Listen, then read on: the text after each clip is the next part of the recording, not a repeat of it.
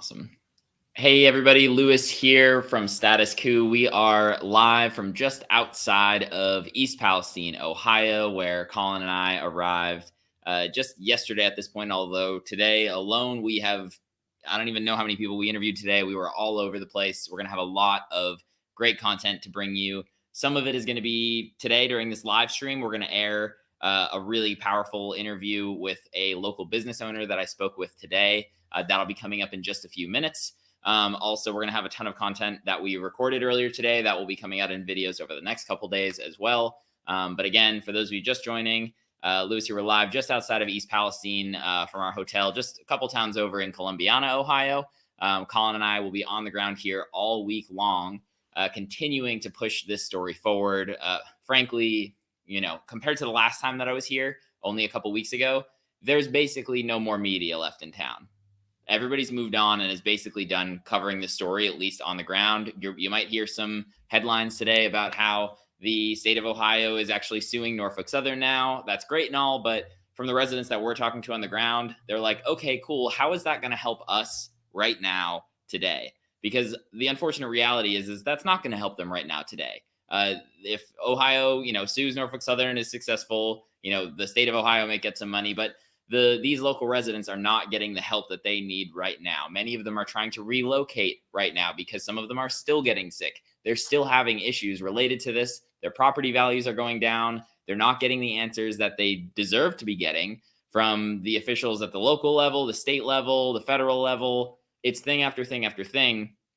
And the only way that these folks are getting any help at all is if they continuously essentially push and push and push to try to get answers. The squeaky wheel gets the grease is something that multiple residents have said to me, all throughout this trip, as well as the last trip. Nothing gets done unless they complain about it, and demand to get the answers for this. A great example of this was the dioxin testing, right? The last time we were here, we heard over and over and over again, why aren't you testing for dioxins? Why aren't you testing for dioxins?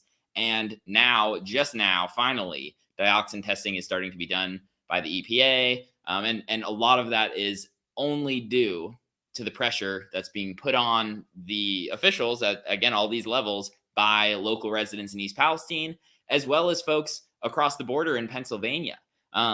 Again, we're going to get into this interview in just a second here. If you're watching us right now live, please smash the like button to help get this out. Share the live stream with your friends and family to check this out. This interview is absolutely one that you're not going to want to miss. Again, I'll give a brief overview of what we've been up to the last 2 days since we've been here. And then we'll get into that interview in just a second here. So yesterday we got into town and immediately connected with resident Ashley McCollum, who we've been in touch with since we were here on our last trip. And she took us around and actually showed us some new places where the EPA is finally beginning to do some soil testing. Some of these soil tests that were being done were probably a couple miles outside of the 1 mile radius that had been used early on in this. Although the more we learn, the more that the 1 mile radius was not nearly enough to evacuate people from the so-called controlled burn that went on. We have a great drone footage that was shared to us from local resident Corey Figley. After this live stream, I definitely encourage you to check out that video that really shows the extent of how far this stuff went when the decision was ultimately made to set this stuff on fire. So we started our day yesterday with Ashley. Later on, we went to a city council meeting where, frankly, we were expecting local residents, and a lot of local residents were expecting to do this as well, to be able to have some input in the meeting, ask some questions. There was a deadline of a couple days before to be able to submit questions. We were under the impression from some folks we've talked to that some questions and comments were submitted, but none of them were commented on. The council meeting provided very little answers for residents. The folks that we talked to after the meeting who were there in last night's live stream were not happy with the fact that, they basically got no answers to their question. The water authority folks said, yep, the water's still testing fine. Didn't get into details about what they're testing for. There was a little bit of information on, okay, we're not going to make residents, pay their delinquent water bills if they've been out of town. Because again, a lot of these residents, the ones who've managed to either get money from Norfolk Southern or just decided to start paying for it out of their own pocket, have left, and they haven't been back here for some of them, in the case of a month or more, 6 weeks. Some people we're talking to have been basically staying in a hotel, not quite 6 weeks yet, but about going on 5 weeks. So folks aren't necessarily getting their water bill in the mail. So they're delaying delinquent water bill penalties and things like this. They talked a little bit about that, but otherwise, the city council meeting offered absolutely zero new information, unfortunately, for residents. And a lot of people weren't exactly happy about that, that we talked to afterwards. That would be Zhuzha, who you've all seen on the channel before, as well as another resident who we spoke with after the meeting. Today, we woke up and we actually reconnected with Moo. You all may remember Moo from one of the clips that we posted during our last trip. She had the interview where, she had shared that she stayed in town in between the initial derailment and the controlled burn, and was essentially just told, okay, now is your time where you actually have to leave. You have to either leave with us now, or essentially you're going to leave in a body bag, is what she shared with us during her last interview. And that was a verbatim what she had been told by Norfolk Southern and the employees of, not necessarily Norfolk Southern, but the folks who were coming around to knock on doors and tell you it's time to get out of town for this controlled burn. She unfortunately has been dealing with bronchitis as a result of breathing in all of these fumes. She's still feeling sick today as a result of this. Fortunately, she has recently been able to get some of the relocation money to stay out of town for the time being. So we'll have an interview with her coming up in the next couple days. We also spoke with a gentleman named Aaron Bragg. Aaron Bragg did a fantastic job of explaining kind of the entire timeline of all of this happened, and he has a background in chemicals.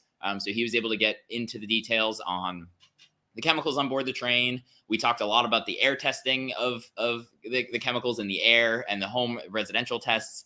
That interview is going to be posted in the next couple of days and was very, very informative. So again, to see these things, if you're not subscribed to the YouTube channel, press the subscribe button down below. Subscribe to us. We've been growing exponentially with all of this East Palestine coverage. We're up over 140,000 subs now. It makes a big difference. After our meeting with Aaron Bragg, again, this is all just today. All right. We're out here working our butts off to bring a lot of this to you. So please, please, please subscribe so that we can get this stuff out there and you all can see it and see what's actually really happening on the ground here in and around East Palestine. So afterwards, we actually went across the border into Pennsylvania, into Darlington, Pennsylvania, where the Pennsylvania House of Representatives actually had a delegation of folks for a type of like a committee meeting inside of the Darlington Fire Department. And they went through and had a series of experts up kind of giving a testimony, and the representatives were able to ask questions of these experts who were giving testimony. It was actually a fairly informative event, much more informative than the city council meeting that we saw last night. And I would say even more so than the Senate hearing that we heard in Washington, D.C. the other day. A lot of the Pennsylvania representatives on both sides of the aisle, actually, this was a bipartisan commission, were asking some really good questions. They were getting some decent answers. But overall, it kind of seemed like the Pennsylvania side of things, they've got their act together a bit more than on the Ohio side of things. So we're going to have content from that coming to you. And then finally, a woman we met last night at the town hall event, or the city council meeting. Her name is Lonnie. She is a local business owner in town. She came up and found me after we wrapped up our live stream, saying she was not happy with that city council meeting. She has not been happy with how everything has been going on so far with this. She'd been offered basically no help for her small business from the municipal office at all, from the mayor's office, the council members. I mean, her business is literally walking distance. Like we're talking a 60-second walk from the municipal building, and she hasn't really been offered any help.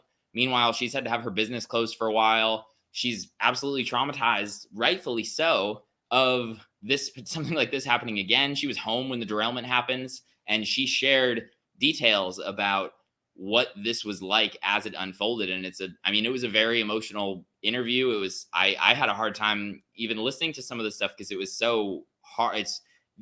It's hard to put into words what a lot of these people are going through. So we're going to get to that interview here in just a second, but I can't stress enough.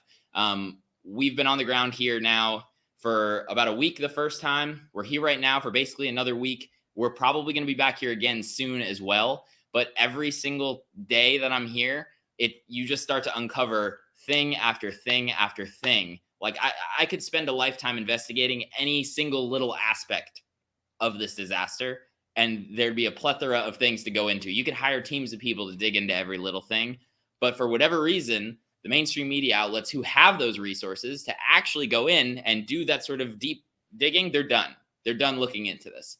There's CNN's not here. MSNBC is not here. Fox News is not here. We were literally the only camera in the room last night at the city council meeting.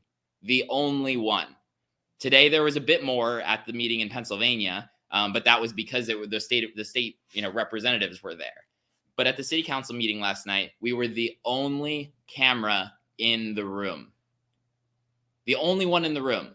So if you want to make sure that, because when there's no cameras in the room, who knows what happens at these meetings? Who knows what happens at these meetings? So if you want to make sure that we're able to keep coming back to keep this story in the limelight, please consider becoming a member. That's the only reason we're able to do this. Literally as low as $5 to $10 a month, okay? That's a shitty cup of coffee at Starbucks or wherever. $5 to $10 a month. If you can do more, great. You can do that by going to statuscoup.com/join.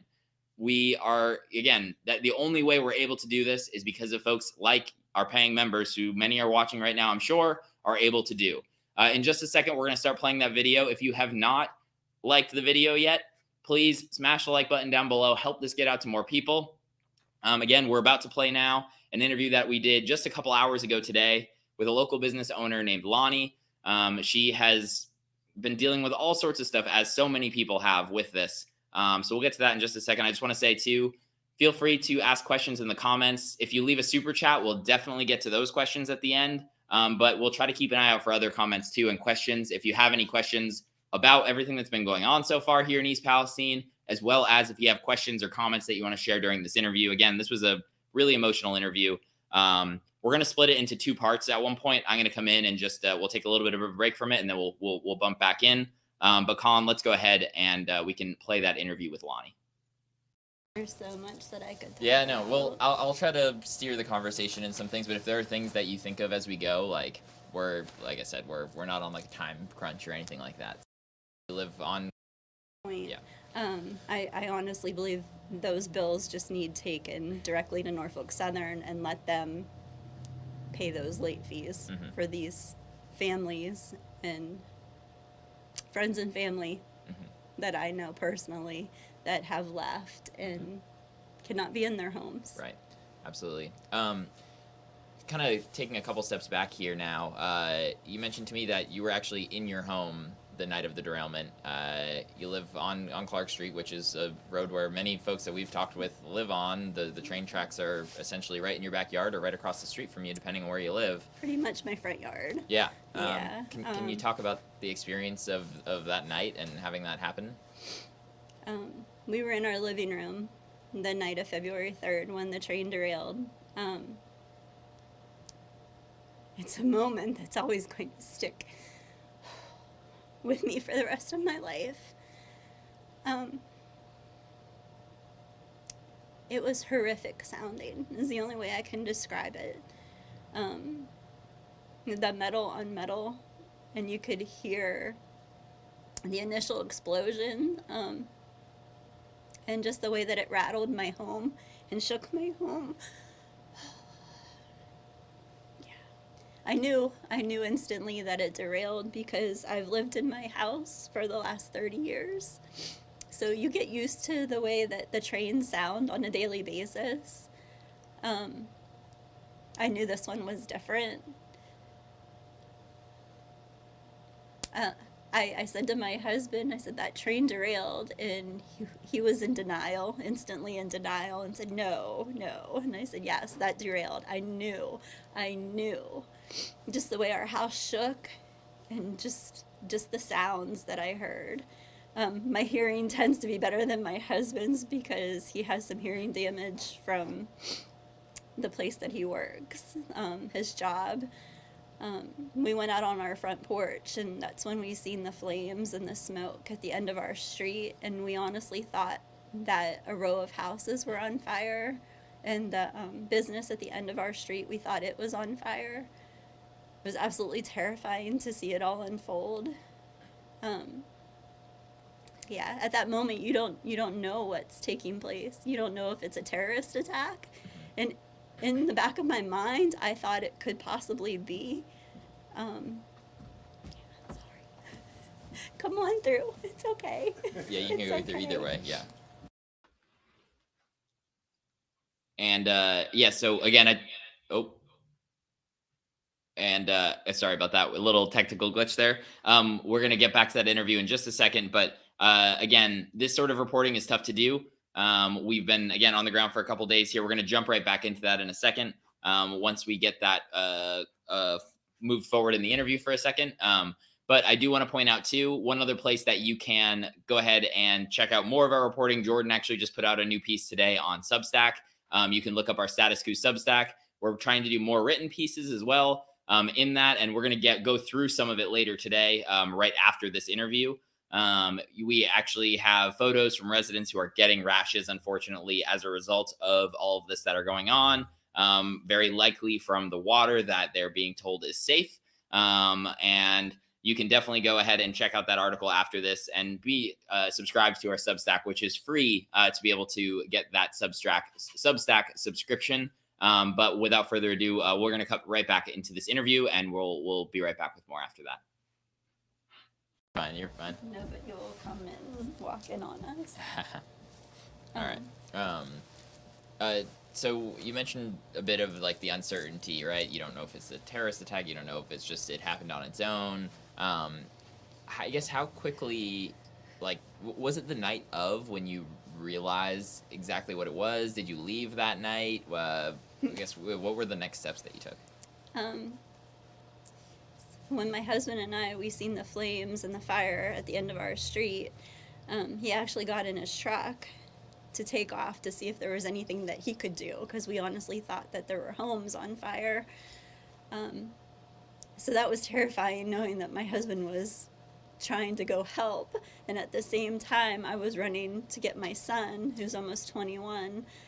He was downstairs in his room listening to music, and he actually fell asleep with his earbuds in, so he did not hear the sounds that I did, and I'm very thankful that he was listening to music and he fell asleep that night, so he's not traumatized like I am and have that memory.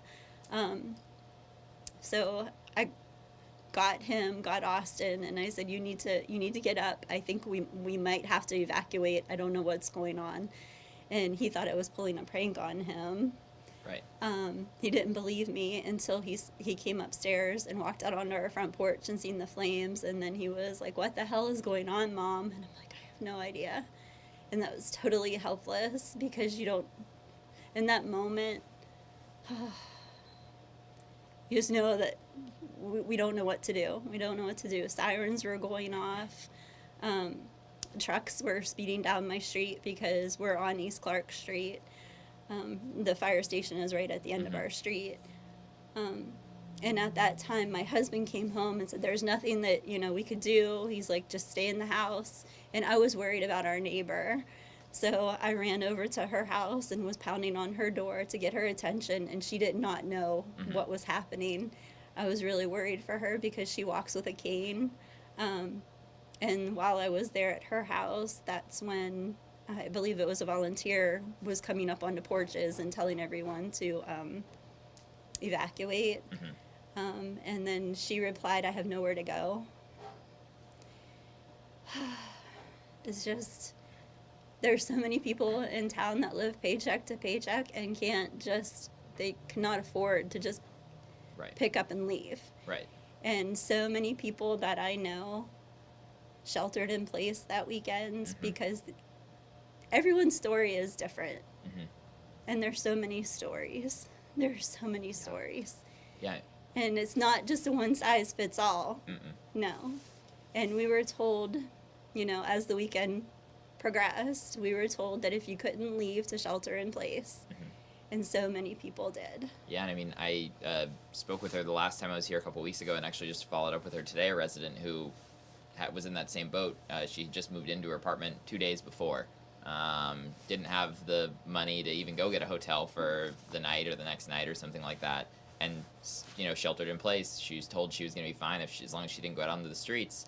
And then, 2.5, 3 days later, when they were getting ready to do the controlled burn, they came and knocked on her door and told her, like, you got to get out of town now. And at that point, she was having breathing issues. She was diagnosed with the type of bronchitis from this. Yes. And that was because she was one of the folks in that situation who Yes, sheltered where in she place. sheltered in place. Um, Yeah. I know I sent my son out on Friday night after we were told to evacuate. I sent him out in his car to go to his aunt and uncle's house on North Pleasant Drive, which is like on the outside of town. On and it's absolutely terrifying knowing that you're sending your only child out into the street when fire trucks and everything was going off around us. And I honestly didn't know if I was going to see him again. Yeah. No, I mean, that's I can't imagine the experience of being right there when this is. You have to make that choice, you know, whether you stay in your house or do you send him away. And my husband and I, we were trying to make the decision, you know, what we were doing. And my husband said that he was staying with our 2 dogs. And I said, I need to go. I need to follow Austin. I need to go follow him and make sure that he's okay. So we made that choice where he would stay at home with our 2 dogs because we didn't want to leave them behind. And about 15 minutes after I sent Austin out to go to his aunt's house, I left. And what I encountered was I couldn't get down the street. The streets were getting blocked off. There was fire trucks and people rushing to the scene, and I couldn't get turned around. And you're just in complete panic mode. You're in survival mode. And I do not remember turning my car around. I think I might have turned around in someone's yard. I think I was on East North Avenue. I know that there was so much traffic, and I honestly do not know how I got my car turned around to go in the opposite direction that night.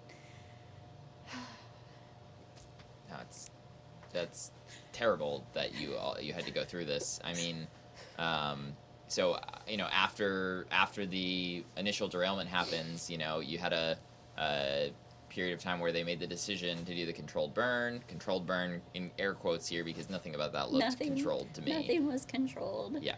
That name was made up in a boardroom somewhere far away from here. Yes. Nothing about that burn was controlled.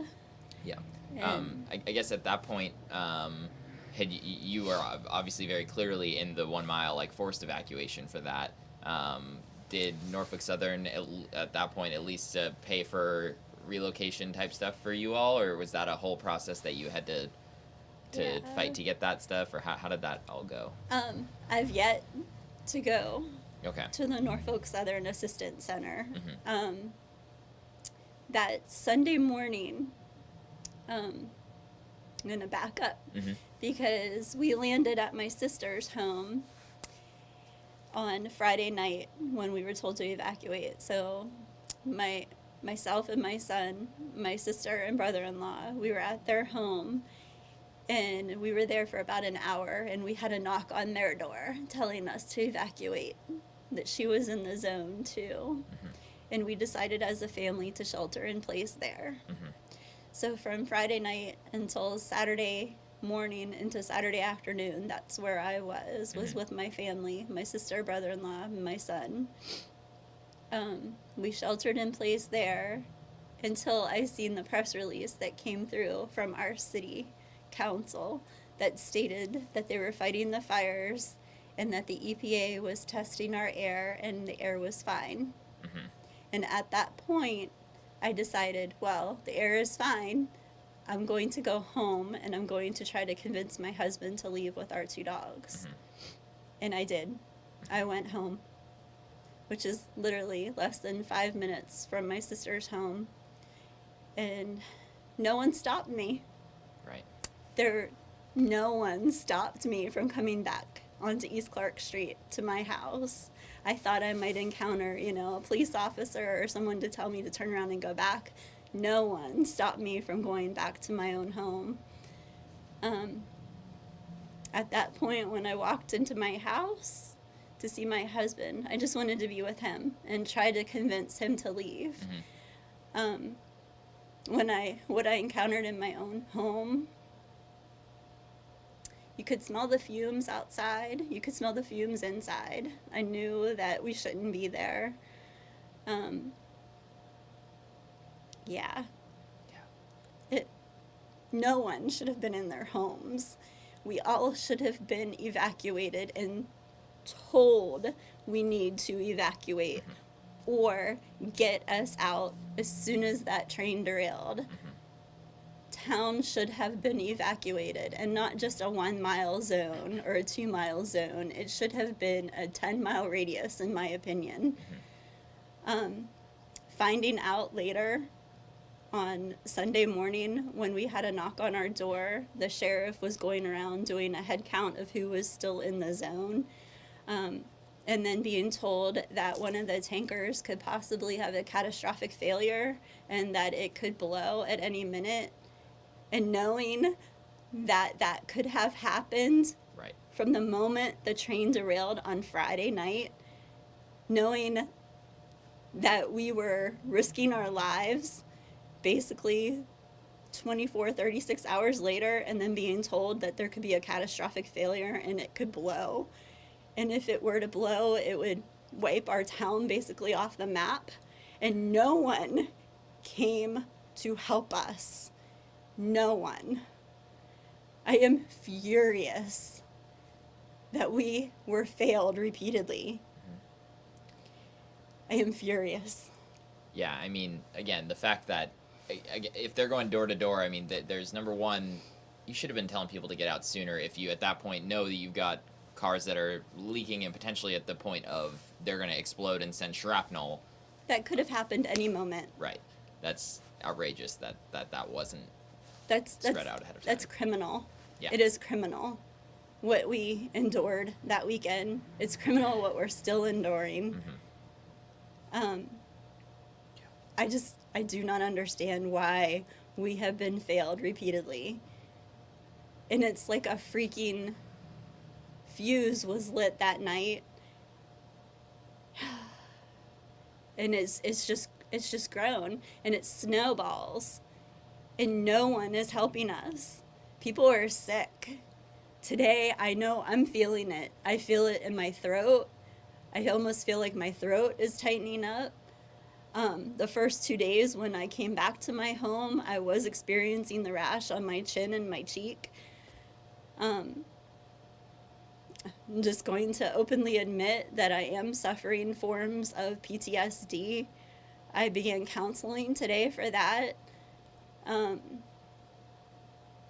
All I can say is we're in a living hell and no one is helping us.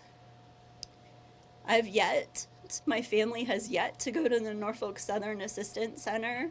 We have a pile of bills from our evacuation, our initial evacuation when we finally did leave before the catastrophic failure and their controlled burn. There's a pile of bills and receipts at my house, and I've yet to go there because I feel like families are being forced to go there and beg for money, for help, when it's not our fault. And families are sick, and children are sick. I have so many friends that their children have been to the doctor's office repeatedly for rashes and coughs. The headaches that you get. That weekend, Friday into Saturday, I had the worst headache of my life. I think I ended up taking something like 4 or 6 Tylenol before Sunday afternoon. That headache was excruciating. I don't know. Yeah. I don't know. No, and frankly, to your point that you brought up too about like families seeming to have to like fight tooth and nail to get their money from Norfolk Southern. I mean, I've talked to dozens of families at this point who, some of them I talked to them while they were standing in line, spending half their day trying to get something from Norfolk Southern and not coming back with anything in some cases. And that's the thing. This is not our fault. Right. This could have been prevented. Families need help. And we've already lost so much of our lives due to this disaster. and then being forced to go and stand in line your entire day. If you have a day off from work, you're being forced to go out there and wait to get some kind of reimbursement. It's infuriating. I just don't understand. I just don't understand. And then to be denied. Mm-hmm. If you need help or you do not feel safe in your home or that your family is getting sick. Yep. And right now there's all sorts of arbitrary lines being drawn of, oh, if you live in the 1 mile zone, you get this. And now it's if you live within the city limits, which is not a radial design. Like this, the city limits shouldn't matter at all. It should matter the proximity to the actual disaster where it happened, but you also need to take into account where the wind is blowing. Where the wind. Yeah. I mean, we were just in Pennsylvania hearing concerns from residents over there, and like in a lot of cases, Norfolk Southern's not given any money to a lot of those folks, and there's parts of Pennsylvania that are closer to this than parts of Ohio are, where folks are able to get some assistance. It's all over the place, and the fact that folks are having to fight to get any of these resources is insane. I have I have family right across the PA line, too, the Ohio PA line. My mom and my uncle, and I have another uncle and friends and family that live over there. So I'm invested in what's going on, what's happening in Pennsylvania as well. And they have been failed as well. We're all together in this, and it could have been prevented. And it's absolutely terrifying knowing that these trains are derailing on a daily basis. Mm-hmm. And it needs to stop. I'm terrified that another one's going to happen, what happened to our town. That Sunday when we left before the catastrophic failure and they said you have to leave, my husband and I landed at the Ramada in Beaver Falls, PA. And that night when I went to take our dog out to the parking lot, she needed to use the restroom, I encountered 3 of the rail workers. Being naive, I actually stood there in the hallway of the hotel and I thanked the elderly worker, the older gentleman. I thanked him for coming to help our town and tell how naive I was. And he looked at me and he said, with a southern accent, "Ma'am, this is my job." He says, "This is what we do. We're going to clean up this mess and we're going to move on to the next one. There'll be another one tomorrow." And he said it so nonchalantly and uncaring and like it didn't matter and that it's going to happen again. It absolutely terrified me. I went back to my hotel room and I sat on the floor and I cried. I just cried, knowing that what we were experiencing, the last 2.5 days of my life, that it's going to happen to someone else. And it has to stop. Something has to give. It has to stop. And I'm coming forward today because I want it to stop. We can't keep living like this in our country and the world. These are people's lives at stake, and we matter. Our families matter. And it just breaks me. It just breaks me knowing that everything that we've lived through for the last month and a half, and that it could happen tonight, it could happen anywhere. Yeah. And just feeling that no one is coming to help us. Yeah. No, I mean, it's hard to even put into words, like what do you even do to fix what has gone on here? This is and not even to mention, railroad tracks run through small towns across the United States. This happened here this time, but to your point, I mean, this could happen anywhere. It could happen in a big city, anywhere. Yeah, and I mean, you brought up, that these workers were here to come clean up, and he very nonchalantly said, it's your mess today, it'll be another mess tomorrow. I mean, that's and you could tough. tell, yeah. and you could tell Mm-hmm. these workers were not wearing any kind of protective gear. Oh, yeah. They were covered head to toe, black Right. soot, black Right. Who smoke. knows what's, it's not even on, I mean, it's not even necessarily on them. It's on the company that's employing them and the company that's allowing there to be that many messes. These guys are probably out there getting, who knows what sort of health conditions being out there at derailments like this. Who knows the stuff that they've seen be covered up. Even here, right now they're burying all the, they're digging up the contaminants that were just quickly buried under the tracks before. I mean, ugh. And that's something that I witnessed on Saturday morning and Saturday afternoon. Instead of controlling the contamination that was getting into our waterways, we watched them bring in new sections of rail and stack them in front of our home. So their priority was getting the new sections of rail and stacking those and getting those into place instead of preventing those contamination and the chemicals from getting into the water or trying to prevent that and damming it up somehow. Right, and now we clearly have seen, I mean, the last time I was here, we drove a couple miles down Leslie Run after, obviously the near the tracks is Sulphur Run. The chemicals have been found all throughout Sulphur Run, and then that feeds into Leslie Run. We found it for miles down Leslie Run the last time we were here. Residents I've talked to are still finding it for miles. While we're here this week, we're going to look and see. And it sounds like that wasn't a, right. Down into Beaver Creek now. Yeah, and into even the Ohio River. Yeah. Yes. Yeah. And the fact that before any of that was messed with, that they had rail tracks in your backyard getting ready to replace them You basically mentioned my immediately. front yard, and my neighbor directly across the street from us, his backyard, along the rail line. I have photos. And fish were dying, wildlife was dying, and no one cared. All they cared about was getting those trains moving down the tracks. That's all they cared about, and that's the way I still feel. That's all they care about. My shop has been closed this entire time because I'm dealing emotionally and physically the trauma and trying to overcome that. And I stayed away as long as I financially could, physically and financially could. My husband had to return to work. But I have people here at the shop that depend on me too, and this is their livelihood as well. I've been trying to slowly reopen and get a few hours a week. But what I'm experiencing here is you end up reliving it every day because people want to talk about it, and everyone has their own opinions and everyone has their own stories. All I know is my story and what I've lived through, and I don't want it to happen to another person or another family. No, absolutely. And I mean, it's also tough.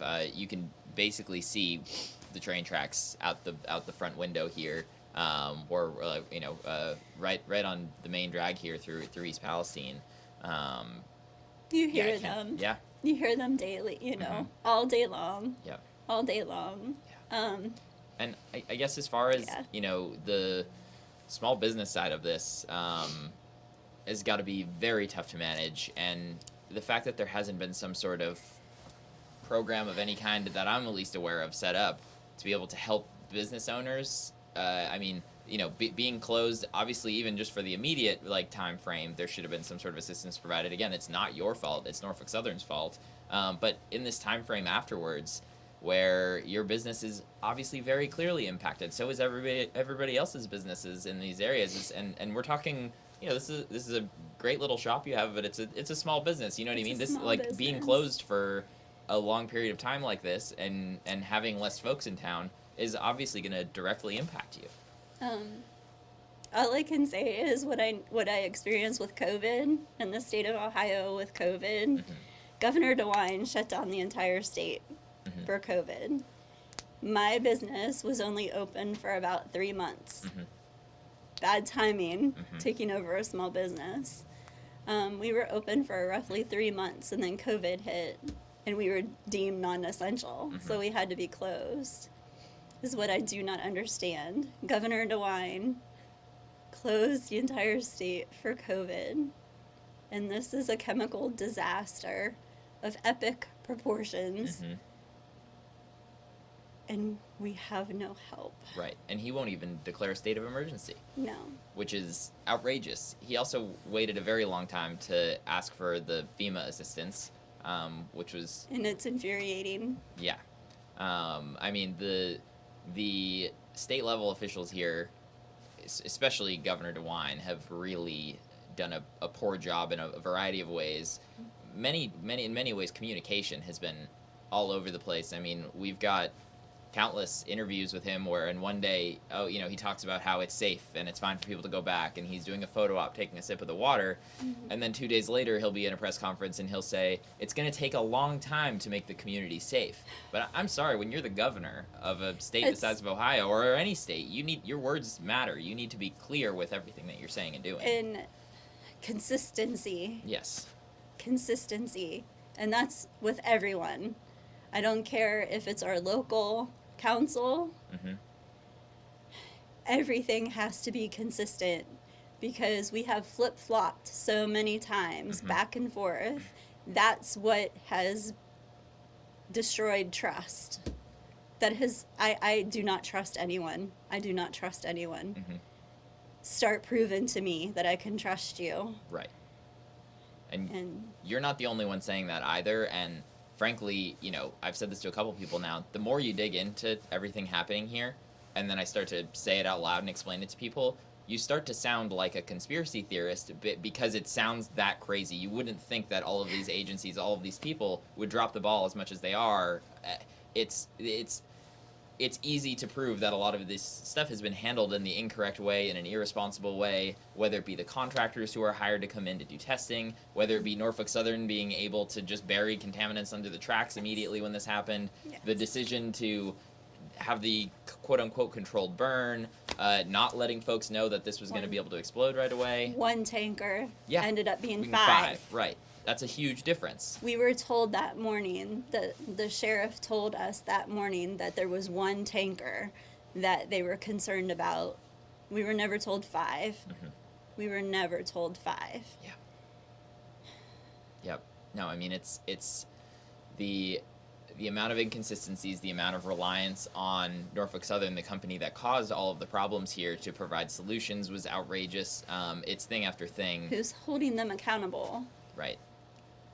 Right now, I mean, sure, they're being told that they're going to need to pay back a lot of the cost for the testing and stuff that's being done, but they need to be doing a whole lot more. We haven't even mentioned property values and things like this. You live close by. Tons of people, anyone in town lives close enough by that their property values are dropping like a rock. If you're looking to buy a new home, who's looking to buy a new home in East Palestine right now? No. That's a massive financial detriment to everybody who lives here, who, there's been zero conversation about having Norfolk Southern make that difference up. And people live paycheck to paycheck in our town. That's the way the entire United States is. I'm sorry. Yeah. But people live paycheck to paycheck. And we're one of the lucky ones where our home was paid for. We've been in our home since 1994. I'm just going to openly tell you guys that my parents were in a horrible car accident years ago, and that's how I lost my dad. And the money that I received after my dad passed away, it was basically my inheritance from that horrible accident, is how I paid off my house. So if I lose that house, it's like losing my dad again. And they've destroyed that last gift that I had from my dad. They've destroyed that for me. And just feeling safe in my own home. And that gift, that very last gift that my dad gave me when he passed away. I hate them for taking that from me.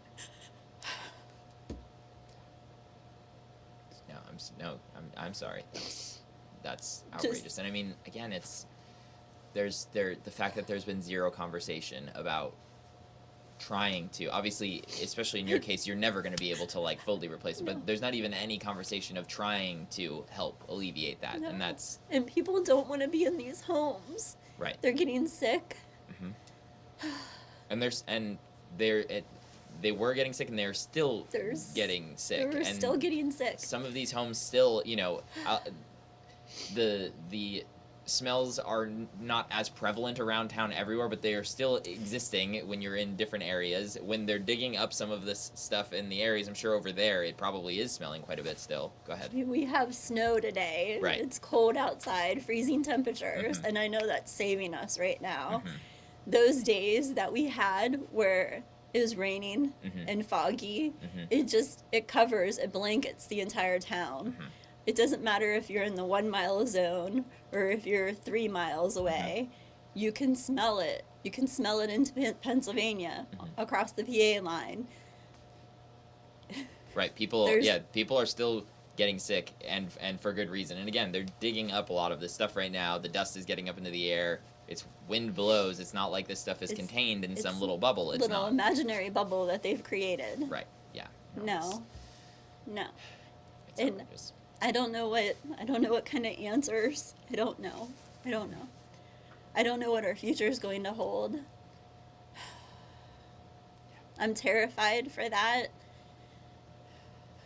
I know I do not sleep at night hearing the trains because I'm constantly anticipating the next one to sound like it did on Friday, February 3rd.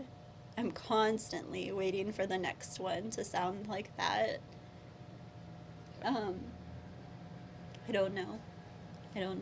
And to take away that sense of security that you have in your own home, how are you ever supposed to feel normal again anywhere? Right. I don't know. I know a lot of people were upset because businesses were reopening in town and people were pushing to try to get back to normal.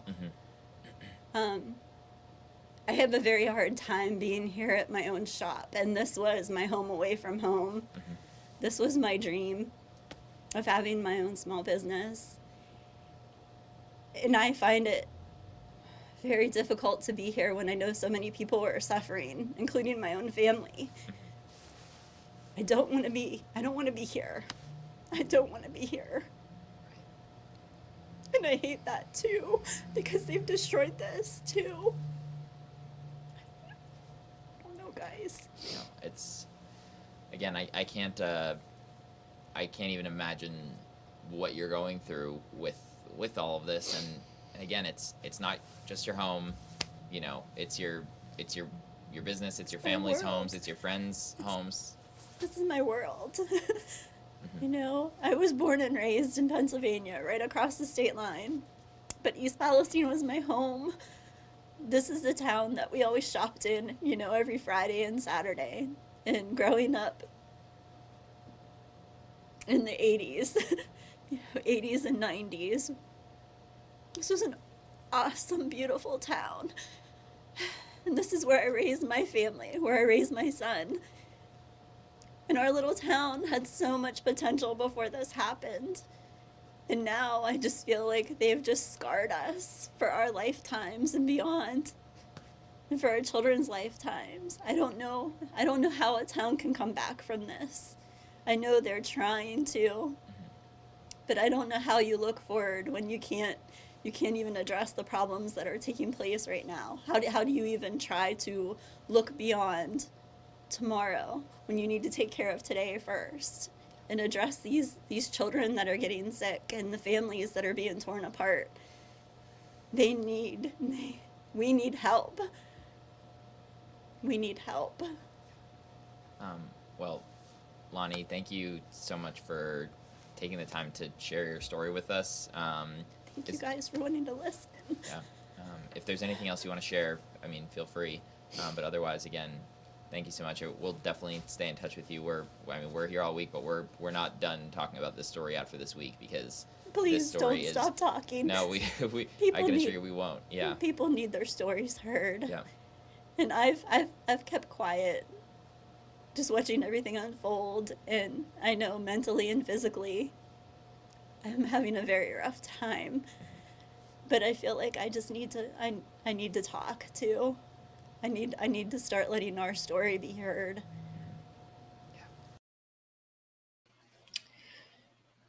I mean, that is absolutely.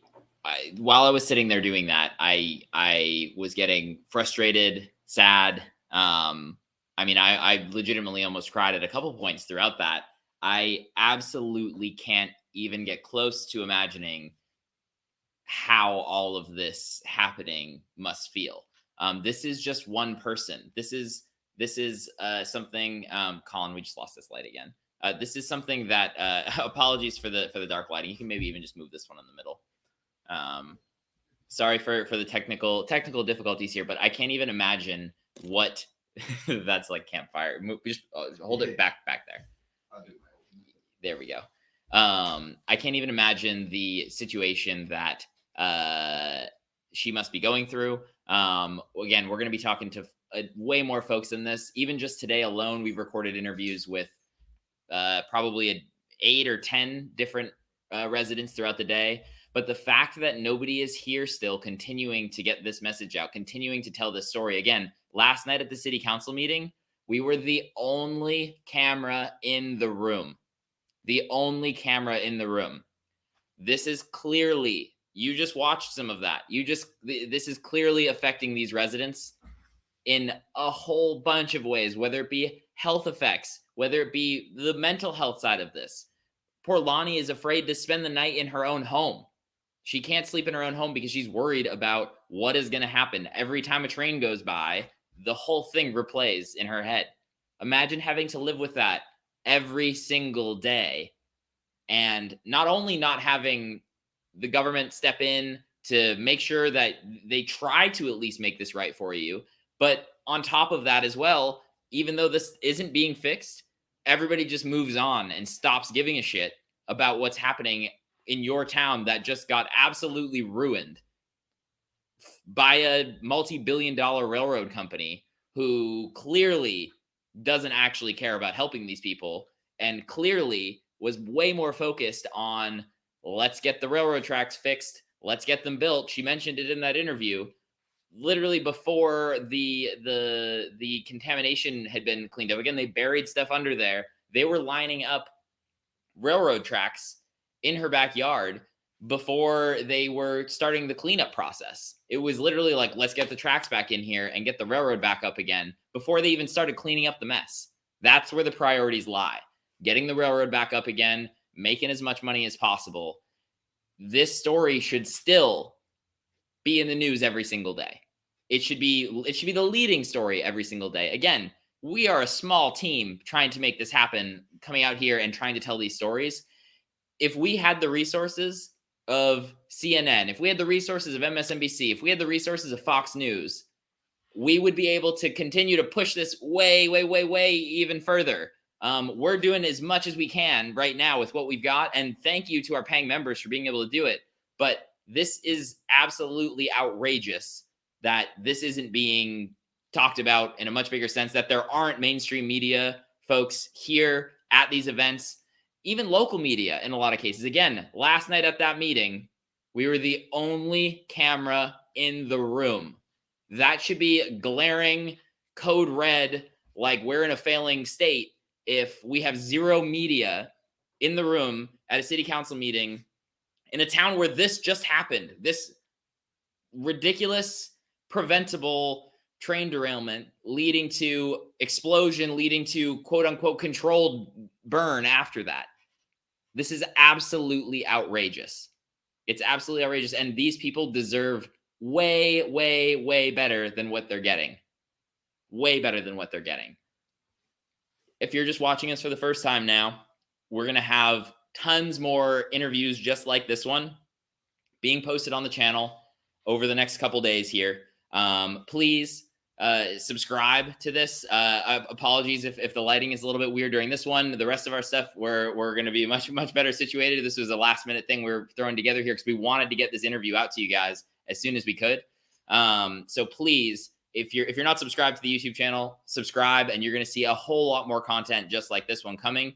If you want to help us continue to push this story forward, we're going to be here all week. But this is our second trip to East Palestine. Okay. Trip number 3 is already in the works. We're talking about coming back again fairly soon here to keep pushing this story forward because this story needs to be continued to stay on.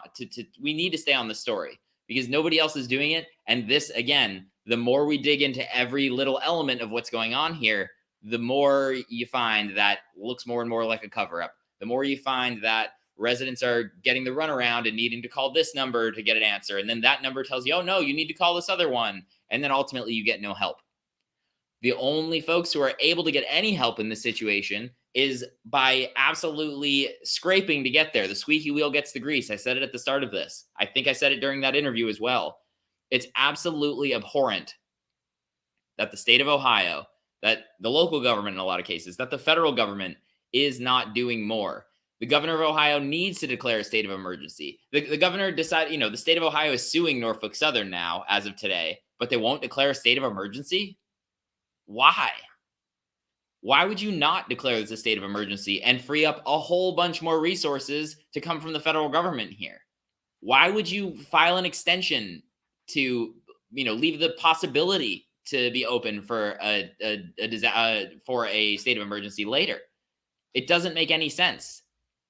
The governor needs to file for a state of emergency. That's a whole nother element of this. But if you're able to support the kind of reporting that we're doing here, again, this was just one interview that we did today. I did interviews with roughly 8 people, maybe more. We also recorded an entire event in Pennsylvania today that we'll be posting at some point.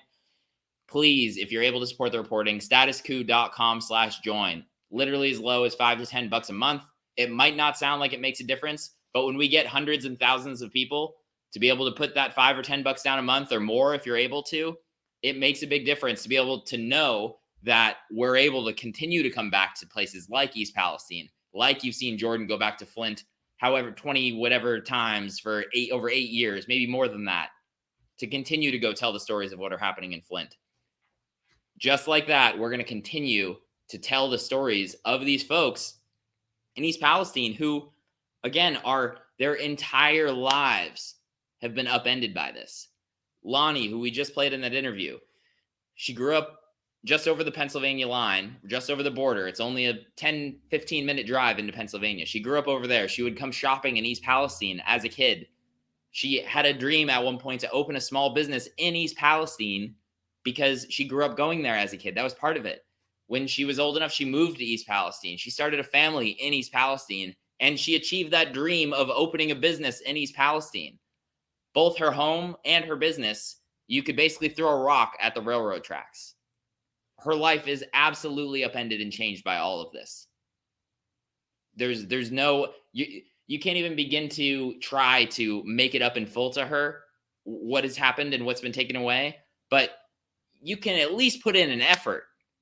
And that is clearly not being done in this case. Again, we're going to have a whole lot more coming of interviews over the next couple days and honestly even weeks, because we're going to be getting so much content here. We're going to continue to bring these interviews to you, to continue to break news on what's happening here in East Palestine, because like I said before, unfortunately, the mainstream media seems to be basically done with this. You might get, once or twice a week, they'll give a little blurb on it. Today, for example, I'm sure that they, had a couple minute segment on, Ohio is suing Norfolk Southern. Well, that's great and all, but what the hell is that going to do for the residents who need help now?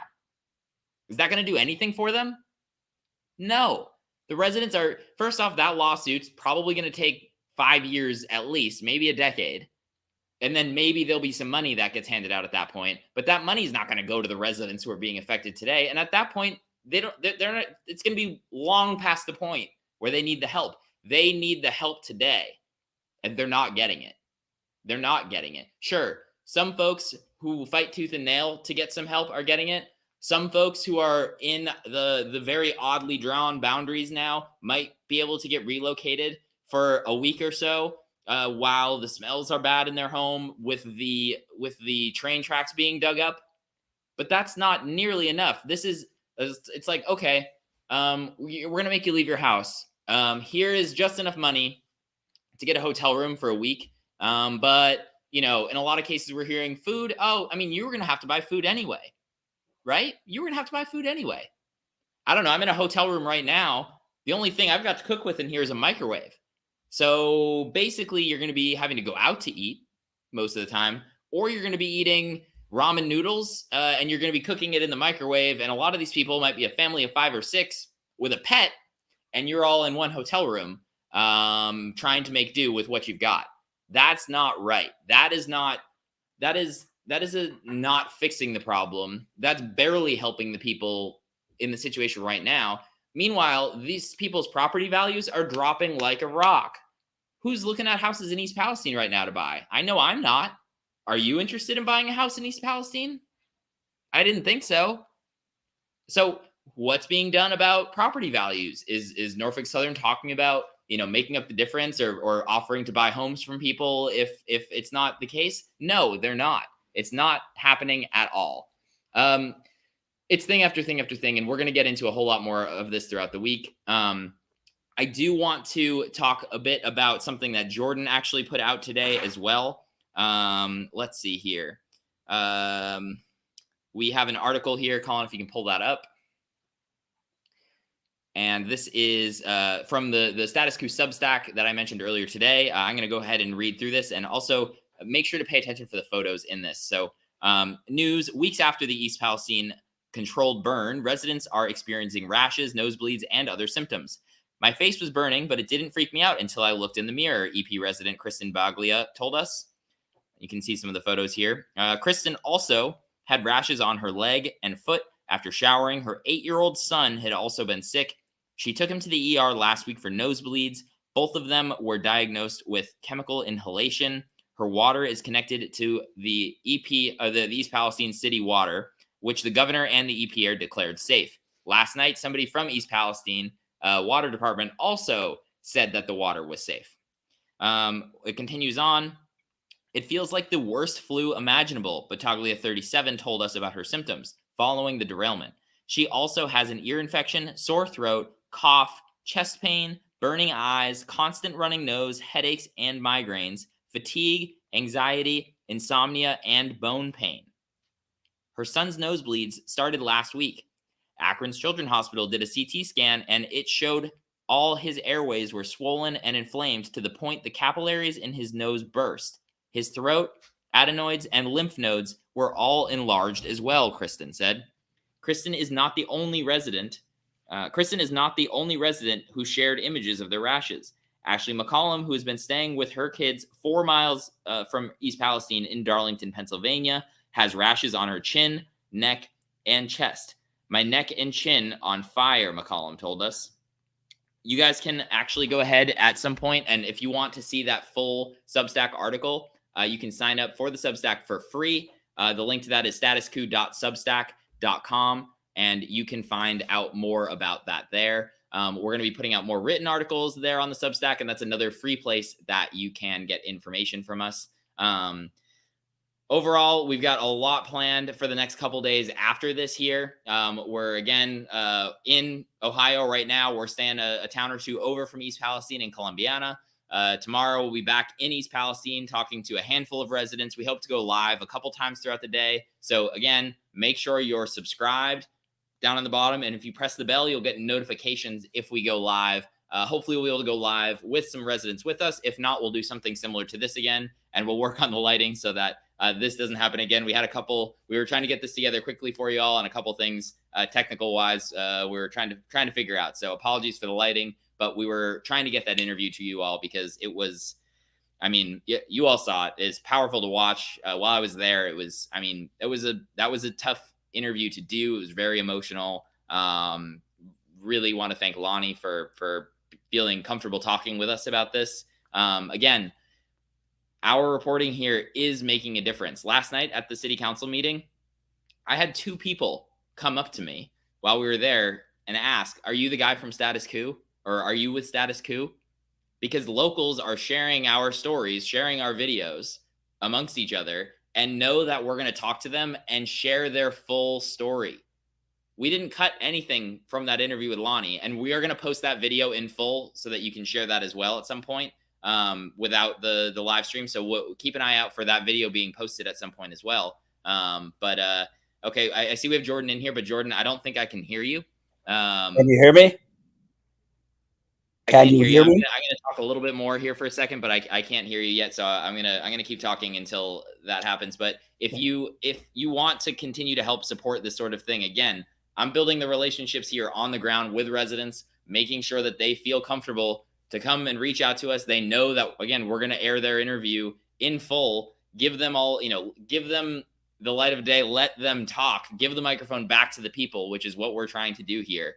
So if you're able to support this kind of reporting, please, statuscoup.com/join. There are a whole lot more people that want to talk to us, that we're spending the time building the relationships with, and that we'll continue to talk with. Is Jordan? He left. All right. So we have a sec for him to come back. That's fine.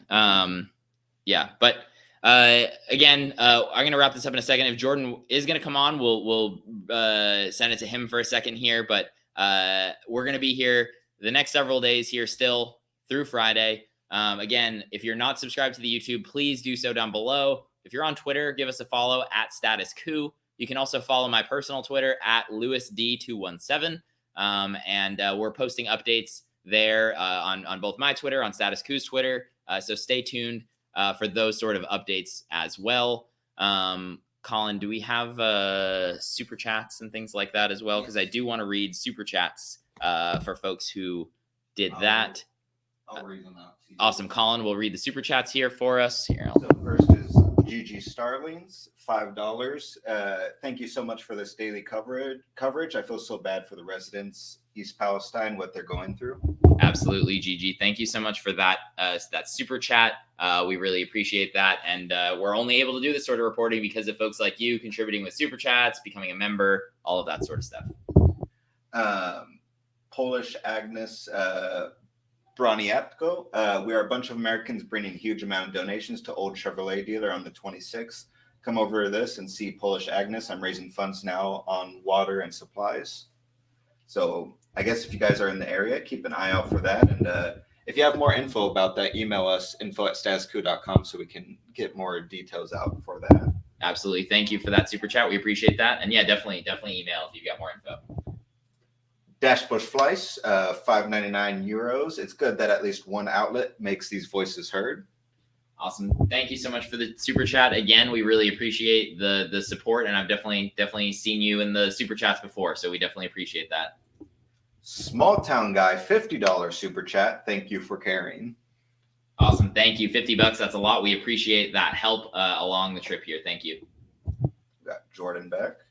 Awesome. Can you hear me? Yes, we can hear you now. Sorry to steal from your thunder. It's not for my ego. But I wanted to say something because it's been burning up in me all day.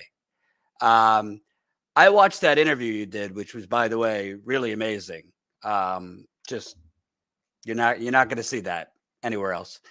And I think in 48 hours, our government just bailed out pretty much the entire banking system. Whatever you think about that, we don't need to get into the particulars about Silicon Valley Bank, but look how quickly our government acted when Silicon Valley Bank, which the tech industry basically has 50 to 60% of its money in this bank. There would have been a cascading effect if nothing was done, but they basically rewrote the rules in 48 hours to rescue this bank. They said it's not a bailout. It's a bailout. This is 5 weeks after a petrochemical mushroom cloud has gone off over multiple states. As Lonnie said, with the wind, who knows how far this has gone. And they've done virtually nothing. Virtually nothing. The Ohio governor has not issued a state of emergency, as you said. The federal government is basically sent some FEMA advisors. They're not giving these people any form of UBI, whether it be Lonnie, whether it be the other folks you've talked to. They're not getting reimbursed for the folks we've spoken with who have chosen to stay in hotels or Airbnbs or elsewhere for weeks. They're not being reimbursed as of now. Norfolk Southern, after that Senate hearing that was laughable, and he lied through his teeth and wouldn't give a straight answer. They're screwing people out of temporary reimbursement who live outside of the city limits. So it's almost like, yeah, that petrochemical bomb stopped at the city limits. So technically, if you live in East Palestine but are beyond the city limits, you're not getting reimbursed past $1,000. And it's just outrageous. And, you know, I forget, maybe it was when you were in Jackson, Mississippi, but you had said to me, now I know why you're so pissed off all the time. Because how could you not be pissed off sitting with people like Lonnie, just good people who are understandably traumatized?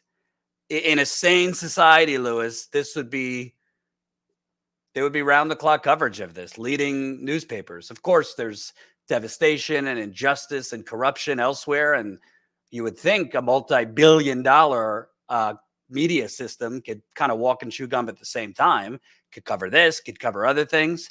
But yeah, I left a super chat saying this, but I wanted to voice it a little further, that it's just whatever people think about whether, because obviously this bank, there were a smaller subset of people who were not plutocrats who, would have lost a lot of money. But it just shows you that our government can act very quickly and can take very bold actions when it wants to, and when the people that fill their pockets need help. Keyword, the people that donate to them need help, because people that donated to them were the ones most affected by this bank disaster. People in East Palestine, they're just poor folks, for the most part. Same as Flint, same as name your area. And that's why it's so important. And I'll speak for myself. I'm not beyond begging to the audience. That's why it's so important. If you're not yet a paying member to Status Coup, to really consider signing up now. Fortunately, the first trip Lewis took, we got a whole lot of new people signing up as paying members. So that's what helped us get Lewis back so quick. But these trips cost money. I've already gone through this over and over, so I don't want to bore people, but flights, hotels, rent a car. Colin, I saw, we always have to get upgraded equipment, this and that. So if you can support us, statuscoup.com/join. Literally, I know most of you spend $5 to $10 a month on some form of shitty coffee. So skip that coffee for a day or two. statuscoup.com/join. Sign up right now. Sorry to steal your thunder, Lewis, but I thought it was important to point out, as we speak, the media is covering this not a bailout, is a bailout. By the way, I interviewed Richard Wolff earlier, so Professor Richard Wolff will air that tomorrow or sometime this week. No action has been taken. And for the people, Lewis, that it's very reflexively easy to say, oh, it's Biden's fault. It's a lot of people's fault. But this is not just like Democrats bad. The governor of Ohio is a Republican, and he's literally handed out more of his wife's cookbooks than help the people of East Palestine. I wish I was joking. Lewis, go ahead. Yeah. I mean, frankly, the people in East Palestine don't give a shit about which party you're in at this point. They don't care they care to a degree whose fault it was, but whose fault it was Norfolk Southern. Yes, there are regulations that were pulled back by the Trump administration. There were regulations that were not brought back in by the Biden administration. You got the Biden administration squashing railroad union strikes. One of their main concerns being safety concerns, being that they were trying to get it down to one person crews on trains rather than two. In this case, there were actually three because someone was training. But that doesn't help when you have a train that's a mile and a half long. If you've got mile and a half long trains, fully loaded, carrying all sorts of stuff, you're going to have issues. They know that they have issues. Derailments are essentially built into the business model of the railroad industry today. When you have upwards of 1,700 derailments per year, I'm sorry, but that's planned. They are planning on train derailments every year. You heard from Lonnie right there say that, the worker that she saw in the hotel said, it's your disaster today. It's another one tomorrow. That man's job is to go around and fix the problems that happen after train derailments happen. They have people whose job it is just to fix the derailments, and they are full-time employees who are probably working overtime trying to make up for it. So they really are mostly concerned about getting help for them right now. You know what I mean? Like, who cares who the governor is? Who cares? You know, these people are doing a terrible job, but right now what's in front of these residents is, okay, I need, you know, money now, or I need to get out of my house now. I need someone to buy my house because I'm uncomfortable sleeping in it. So the politics are a big part of this, but that is not even close to the first thing on these people's minds. But yes, to your point about the bank too, how quickly that jumped in. And obviously, you know, I frankly haven't been paying too much attention to it because all of my focus has been on East Palestine. But it is outrageous to see how quickly the resources go in to go help the situation there. And then something like this, it's like, okay, you know, if you want, you know, $1,000 to stay in a hotel room for a week or so, you've got to fight tooth and nail and bring in every piece of documentation you've had since birth, plus your social security card, 2 pieces of mail from a utility company, all sorts of stuff for you, and like, and in a lot of cases for your children too, to even just get $1,000 maybe. But this, you know, the big bank that, you know, all the venture capitalists have all their money in, you know, we'll solve that for you in 48 hours, you know, no problem. I understand that with banking there are other implications, but like, we're talking an entire town of people's lives and livelihoods fully at stake here, their health at stake, their mental health at stake, everything that they own, essentially, in a lot of cases, their homes being, some of them, you know, these folks are just uncomfortable to go back and stay in them. Right. It's I outrageous. also think super important to point out, the Substack piece I did today, that was a 37-year-old woman.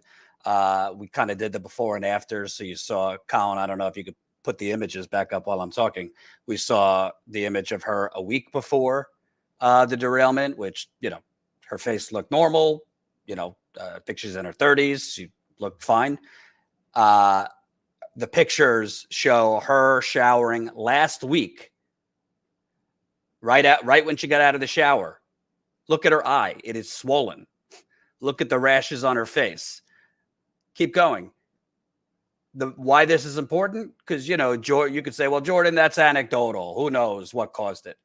She's on the city water in East Palestine, not wells. She's on the municipal city water. They have made a point. The governor said it, the state EPA and the federal EPA, that the tests are showing fine for the city water.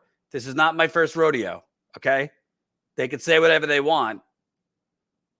Do you believe them or your lying eyes? Because that came last week after showering in her East Palestine home, and she's not the only one.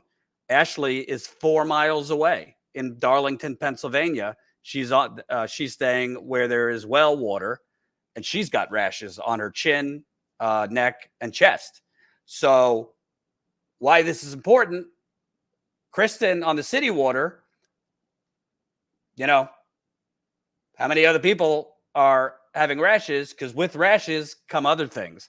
Rashes are just a physical manifestation. With rashes means something's in that water that's probably affecting your internal systems as well. Welcome, new Status Coup member, Patrick. Thanks for signing up. So, as I always say with Flint and other things, the important thing is, what are children drinking right now? What are adults drinking right now? What are they bathing in right now? That was last week, that image. So something's not right in the water. And that, by the way, there are other people with rashes who just don't want photos of them with rashes going public. Kristen initially didn't want, and, you know, fortunately she changed her mind. So the point is, why it's very important. We're not just asking you to sign up as members so we could benefit. The money is going towards reporting. But if there is no ongoing reporting about this, these people are going to suffer in silence. And then they're going to die in silence. I hate to tell you that, but this will be a cancer alley. Just like Flint is now one of the worst cancer alleys in America. Not that we single-handedly have the power to, you know, turn back the clock, but there is power on keeping this in the news. And part of what we do here, it's a bit psychological.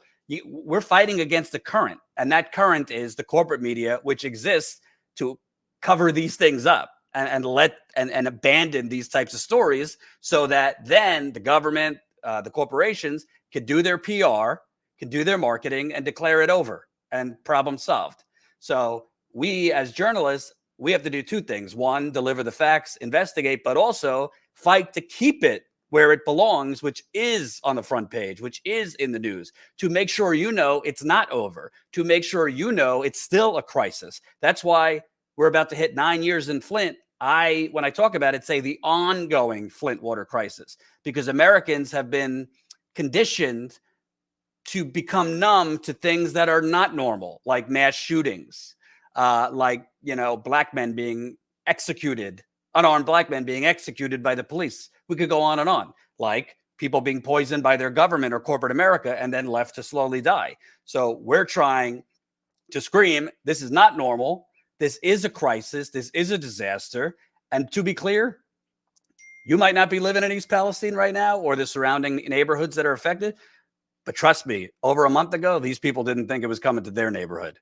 And maybe it's a train for them, and maybe it'll be a pipeline by you, or a uranium mine, or a paper mill that is putting all sorts of toxic shit into the air.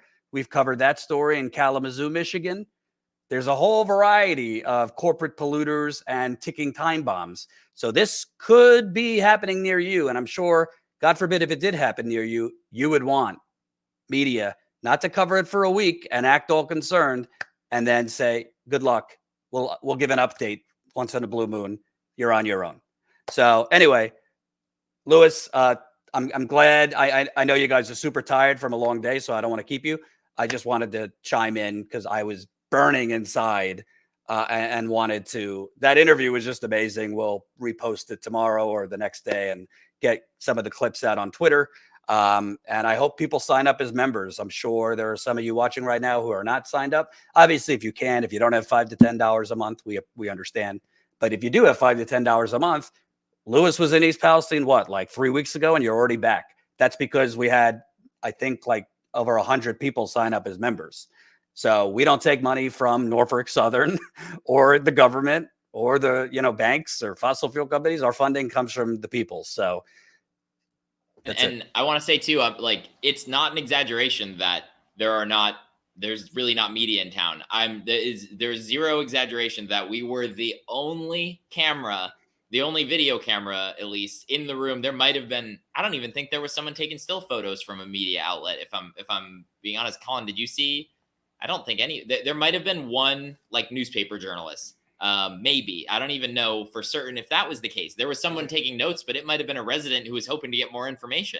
But there was not a single camera rolling video inside of that city council meeting. Not one. And also, every single day when we were here last time, there'd be a bunch of media in the downtown area doing interviews or, in McDonald's trying to use the Wi-Fi or whatever it may be. We've basically seen a handful of local TV stations, mostly though, that was today with the Pennsylvania House of Representatives having their meeting over in Darlington, and they were there just for that meeting, basically. So these folks are not in town like they were before. They're not doing the deep digging into some of these stories. They're not doing extended interviews like you just saw with residents at all. But yes, again, the membership is key to be able to make this happen. I wish I could be able to do this for free for you, but I also have bills to pay. So that's part of it. The flights, the hotel room, the rental car, all this sort of stuff adds up. I want to be able to keep giving folks like Lonnie a voice and getting it out there. And hopefully, again, if you're able to support us as a member, that will be amazing. If you're not able to do that, just share some of the videos, send it to some of your friends, post it on your Twitter, your Facebook, whatever it may be, to help get the message out there for people. But thanks for popping in, Jordan. Thanks for having me, boss. By the way, as a reminder, everybody could go. You could go read that Substack article. You could sign up to our Substack for free. We are trying to grow our Substack, so go to statuscoup.substack.com and read that article. Share it. It's a quick read. It has the images of just normal people who have, it looks like chemical burns on their skin. That woman's son, she had to take him to the emergency room last week for nosebleeds. So this is real life horror shows and people living a nightmare right now. So definitely sign up for our Substack. There is a paid option, but you can sign up for free. We're making all articles available, so it's free. So for what do we got? 460 people watching right now. If you're not subscribed to our Substack, it's free. So go subscribe. And yeah, I can't wait to see the interviews you've done. And yeah, you can take it from here. Thanks, guys. And thank you, Colin, who's been lugging around with Lewis all day. Thanks, Jordan. And we're going to continue to get to a couple super chats here in a second. But as Jordan just said, we do have a bunch more interviews coming tomorrow. There was one today that we did with somebody who's got a background in chemicals and even working on trains. And we talked for probably over a half an hour in depth about every single thing that happened. So again, if you're not just even subscribed to the YouTube, hit the subscribe button, hit the bell for notifications to actually like see when the stuff comes out. But we'll go continue through with some more super chats here. Colin, do you still want to read them? And we'll go from there. Yeah. Let me pull it up here. And again, apologies for the lighting, guys. I know it's a little bit dark. We'll make sure that is not the case for later. We were scrambling to get this up, and then one of our lights decided to stop working on us. So apologies for the light. First up, we got Chris Garrett, $5. Kristen's before and after photos are horrific. There's your baseline, Norfolk Southern. Yep. Thanks for the super chat, Chris. And it was great actually being able to talk to you briefly on our members call the other day. Again, that's another perk of being a Status Coup member. We do a monthly members call. Chris was on that and was able to come on and ask us questions about the reporting that we were getting ready to do again here in East Palestine, as well as on the last trip. And I know Chris has been a long-time member as well. So thanks for that, Chris. Besso Amy won $20. Keep it up. Awesome. Thanks for that, Besso. We appreciate it. RMPP, 50 euros. And he sent a super sticker, or she. Thank you for that. Awesome. Thank you so much. That's a lot. We really appreciate that. We'll definitely keep more coming for you all. And then Jordan mentioned the new YouTube member, Patrick70. Awesome. Thank you. Thanks for the new membership there. You can become a member on YouTube, but we even also prefer to, you can do it right through our website. StatusCoup.com/join is another way to do it right through our website as well. Speaking of, welcome new website member, Billy Shoemaker. So welcome. Awesome. Thanks for signing up. Thank you, Billy. Katie Myers, $2. Michael Jackson was right. They don't care about us. Yep. There you go. Thank you for that super chat. Jay Rosales, $5. Barring some political beliefs, got to give props to Status Coup. On-the-ground reporting on East Palestine is on point and reliable. Thanks, Lewis and Jordan. Awesome. Thanks, Jay. Yeah, I don't care if you agree with me politically or not. I don't even agree with Jordan on everything politically, and that's okay. We agree on a lot, but there's things that I disagree with him on. There's probably things I disagree with you on. There's things I disagree with a lot of the residents of East Palestine on. That doesn't matter. Politics aside, we're out here trying to actually get the real story out. So we appreciate the support. Mika Gelfand, $50. The poisoning of our land, water, and air is among the biggest threats to the world, and even our civilization is at stake. Thank you for being one of the only outfits covering this and others.